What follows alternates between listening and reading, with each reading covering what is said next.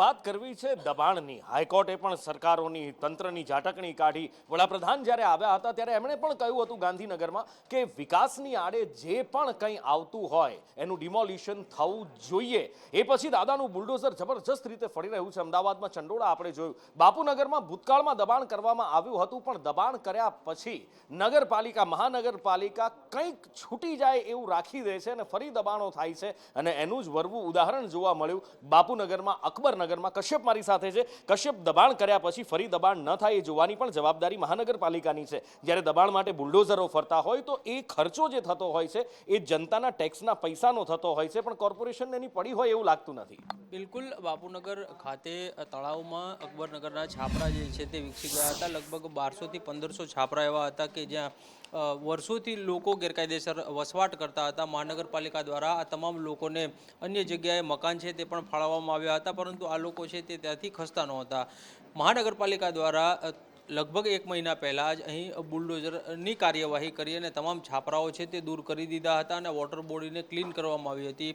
પરંતુ ત્યારબાદ જે પ્રોટેક્શન વોલ બનાવવી જોઈએ અથવા તો ફેન્સિંગ કરવું જોઈએ અને આ જે જગ્યા કોર્પોરેશનની છે તેને કવર કરવી જોઈએ, પરંતુ આ પ્રકારની કોઈ પણ કામગીરી છે તે કરવામાં નહોતી આવી. ના તો કોઈ સિક્યુરિટી ગાર્ડ ત્યાં બેસાડવામાં આવ્યા હતા અને ગત મોડી રાત્રે જ અચાનક જે અગાઉ જે ત્યાં ઝૂંપડાઓમાં રહેતા હતા ને તે લોકો અચાનક જ ધસી આવ્યા હતા અને મોટું ટોળું આવી ગયું હતું. વહેલી સવારે આ અંગે સ્થાનિક નેતાઓ છે તેને આ અંગે જાણ થઈ હતી અને ત્યારબાદ તેણે કોર્પોરેશનના દબાણ વિભાગને જાણ કરી હતી અને પોલીસની મદદથી આ તમામ જે દબાણકર્તાઓ છે તેને ત્યાંથી ફરી એક વખત ખસેડ્યા હતા. બિલકુલ, એટલે જનતાના ટેક્સના પૈસા એકવાર દબાણ દૂર કર્યું પણ ફરી પાછું પ્રોટેક્શન વોલ બનાવવાનું ભૂલી ગયા, અથવા તો ન બનાવી, અથવા તો બની શકે કદાચ કાગળ પર પણ બની હોય, ખબર નથી, પણ એવું કદાચ બનતું હોય, બનતું આવ્યું છે અને આ વખતે પણ હોય. પણ પ્રજાના પૈસાનો આ રીતે ધુમાડો થાય એ કેટલું યોગ્ય, એ પણ વાત વિચાર માંગી લેવી છે. ખેર, આગળ વાત કરવી છે આગ. જી હા, વારંવાર આગ લાગવાની ઘટનાઓ સામે આવી રહી છે. છેલ્લા 3-4 દિવસથી રાજ્યના અલગ અલગ ખૂણામાંથી, દેશના અલગ અલગ ખૂણામાંથી એવી ઘટનાઓ સામે આવે છે જે ખરેખર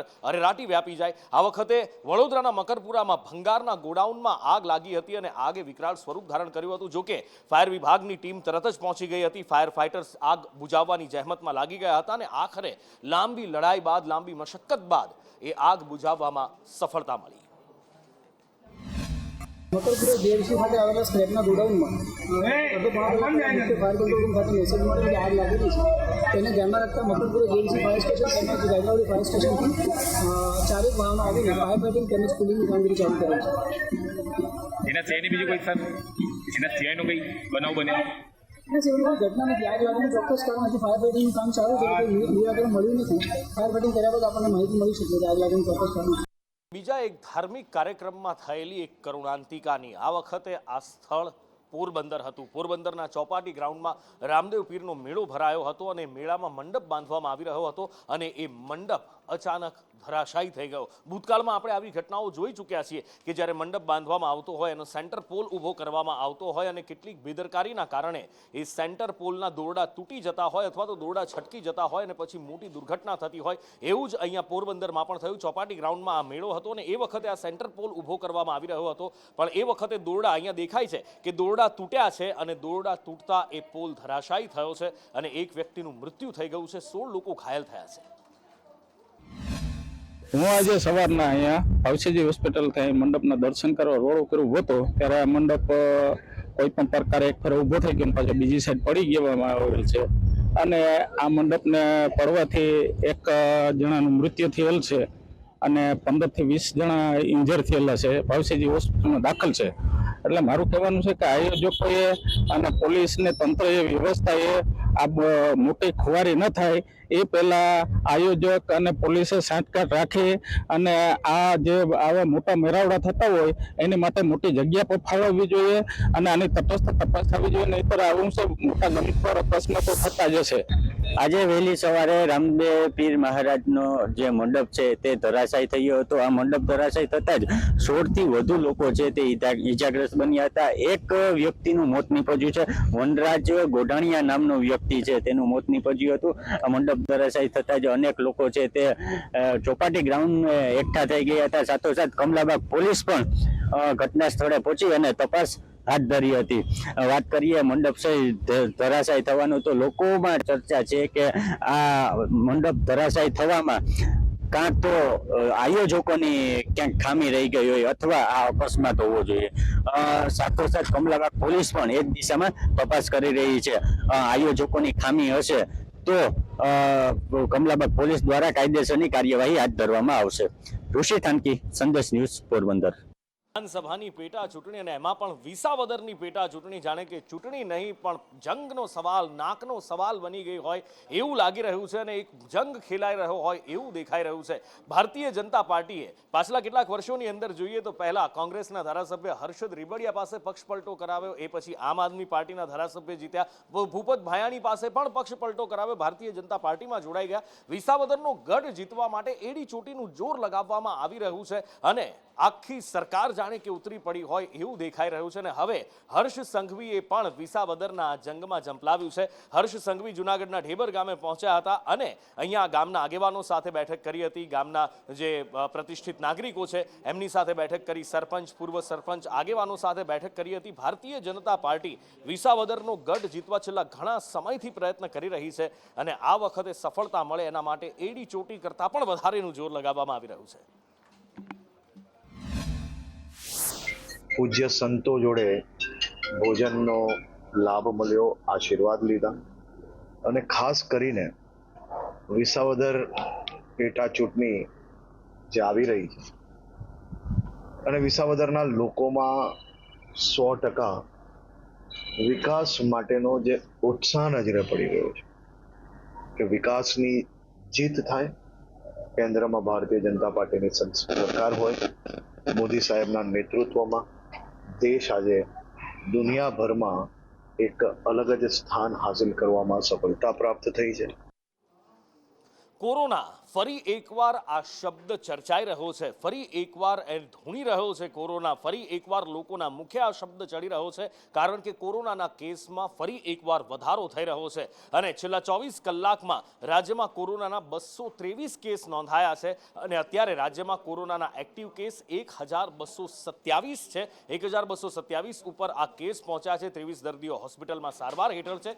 જો કે ગભરાવાની જરૂર નથી. 1204 દર્દીઓ ઓપીડી બેઝ સારવાર હેઠળ છે, એટલે કે હોમ આઇસોલેશનમાં છે. કોઈ દાખલ કરવાની એમને જરૂર નથી પડી, ના ઓક્સિજનની જરૂર પડી છે, ના કોઈ એવા હેવી મેડિસિનની એમને જરૂર પડી છે. પણ આ વાયરસથી સંભાળવા જેવું છે. આ વાયરસ એટલો ઘાતક નથી. રાજ્યના આરોગ્ય મંત્રી ઋષિકેશ પટેલે કહ્યું છે કે આ વાયરસ જે છે ઓમિક્રોનનો સબ વેરિયન્ટ છે, પહેલાં પણ એ કહી ચૂક્યા છે, પણ આ વખતે એમણે કહ્યું છે કે કોણે કોણે આ વેરિયન્ટથી, કોરોના વાયરસથી સંભાળવા જેવું છે, કોને કોને જોખમ છે, એની વાત આરોગ્ય મંત્રીએ કરી છે. અત્યારે જે પણ પ્રકારના વેરિયન્ટ છે એ ઓમિક્રોન ફેમિલી એટલે કે કોવિડ ફેમિલીના જ આ વેરિયન્ટ છે, પરંતુ એ એટલા બધા ઘાતક નથી, પરંતુ સંક્રમણ થઈ રહ્યું છે. પરંતુ ગઈ વખતે તમે જોયું હોય તો 1ના 2, 2ના 4, 4ના 8 સતત ઉત્તર વધારો થઈ અને પછી ઓલઓફ એ ડિક્રીઝ થયા. પરંતુ આની અંદર ગ્રેજ્યુઅલી 100, 125, 200 એ રીતે વધ્યા છે. સાવચેત ચોક્કસ રહેવું જોઈએ.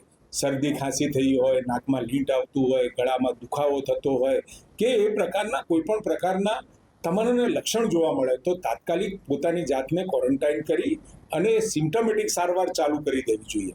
રથયાત્રાની અંદર આવા લક્ષણોવાળા કે જેમને કોવિડના લક્ષણો દેખાતા હોય, શરદી ખાંસી કે જુકામ જેવો કોઈ વિષય થયો હોય તો એ લોકોએ નહીં જવું જોઈએ. અને સાથે કોમોર્બિડ દર્દી, ઉંમરલાયક લોકો અને સાથે જે લોકોને નાની મોટી મુશ્કેલીઓ આવી દેખાતી હોય એ લોકોએ બને ત્યાં સુધી પોતાના ઘરે બેસી અને ભગવાન જગન્નાથના દર્શન કરવા જોઈએ. અને આગળ વાત કરવી છે એક મોટી દુર્ઘટના થતા બચી ગઈ. એક પેટ્રોલ પંપ ઉપર અચાનક આગ લાગી ગઈ અને એ આગ લાગી હતી એક કારમાં. કેવી રીતે, ક્યાં, શું થયું, જાણીએ જિગ્નેશ પાસેથી. નુપુર, પેટ્રોલ પંપ પર જ્યારે પણ ગાડી આ પેટ્રોલ ભરાવવા આવતી હોય છે ત્યારે પેટ્રોલ પંપના કર્મચારીઓ કહેતા હોય છે ગાડીને બંધ રાખો અથવા તો ગાડીની બહાર ઊભા રહો, અને તે એટલા માટે કહેતા હોય છે કે જે કાર માલિક છે અથવા તો કારમાં સવાર લોકો છે તેને જીવ જોખમમાં ન મુકાય. પરંતુ જે સીસીટીવી ફૂટેજ પંચમહાલ ગોધરામાંથી સામે આવે છે તે એને જ સાબિતી આપે છે કે જ્યારે પેટ્રોલ પંપ પર કાર પેટ્રોલ ભરાવતી હતી તે સમયે જ કારના એન્જિનમાં અચાનક આગ લાગે છે અને તે એન્જિન જે આગ લાગે છે તે આગના સીસીટીવી ફૂટેજ પણ સામે આવે, જેમાં ગણતરીની સેકન્ડોમાં આગ વિકરાળ સ્વરૂપ ધારણ કરી લે છે અને આખી ગાડી ફાટી તે આગની ચપેટમાં આવી જાય છે. પરંતુ સદનસીબે ફાયર જે કર્મચારીઓ હોય છે પેટ્રોલ પંપના, જેને અગાઉથી જ આગને કાબૂમાં લેવાની તાલીમ આપવામાં આવી હતી, તેઓએ આગ પર કાબૂ મેળવ્યો અને જાનહાનિ તથા વધુ જે આગ વિકરાળ બને તે પહેલાં જ તેને રોકવામાં તેમને સફળતા મળી છે. પરંતુ ગાડીની આસપાસ રહેલા જે 2 થી 3 લોકો હતા તે તાત્કાલિક જ આગ જોઈને દૂર જતા રહ્યા હતા, જેથી આ બનાવમાં કોઈપણ વ્યક્તિને આગમાં દાઝવાની અથવા તો કોઈપણ રીતે ગંભીર રીતે ઘવાવાના બનાવ નથી બની શક્યા, જે ખૂબ સારી વાત છે. અને ફાયર વિભાગ આવે તે પહેલાં જ જે કર્મચારીઓ હતો તેને આગને કાબૂમાં લીધો હતો. આજના દિવસનો મહિમા સૌથી ઊંચો ગણવામાં આવે છે, કારણ કે જ્યારથી જેઠ મહિનાની પૂનમ આવે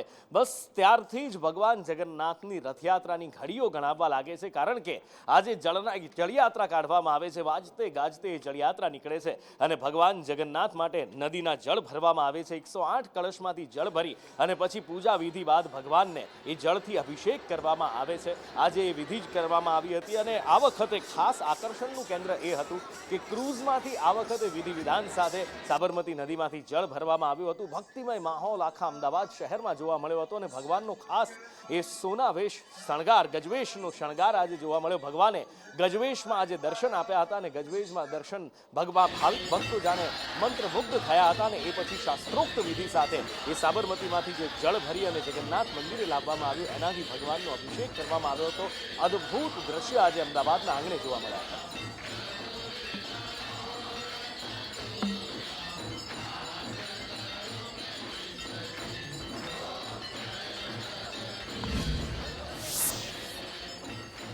અને આ એ દ્રશ્યો છે જ્યારે ક્રૂઝમાં ગંગા પૂજન કરી અને 108 કળશ જળ ભરવામાં આવ્યું હતું. પૂર્વ નાયબ મુખ્યમંત્રી નીતિન પટેલ, એની સાથે સાથે સાધુ સંતો અને દરેક સંપ્રદાયના સંતો અહીંયા ઉપસ્થિત હતા. સ્વામિનારાયણ સંપ્રદાયથી લઈ સનાતન સંપ્રદાય બધા જ સંતો અહીંયા ઉપસ્થિત અને એમની હાજરીમાં શાસ્ત્રોક્ત વિધિથી જળ ભરવામાં આવ્યું. આ માથે મટકી મૂકી અને 108 કળશ એ ભગવાન જગન્નાથના મંદિરે લઈ જવામાં આવી રહ્યા છે. આ બાજુ ભગવાનનો ગજવેશમાં દર્શન થઈ રહ્યા છે અને જળાભિષેક કરી અને ભગવાનને આજે ધન્યતા અનુભવી રહ્યા છે ભાવિક ભક્તો અને સાધુ સંતો દરેક.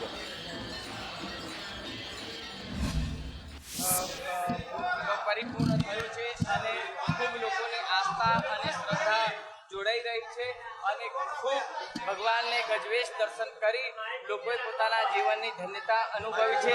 અને આવી રીતે જ આપણે રથયાત્રા મહોત્સવ, એકતા, બંધુત્વ અને સર્વધર્મના દરેક સમાજના વર્ગના દરેક લોકો મળી અને શાંતિપૂર્ણ રથયાત્રા પણ મનાવીએ. બહુ જ આનંદ થાય છે.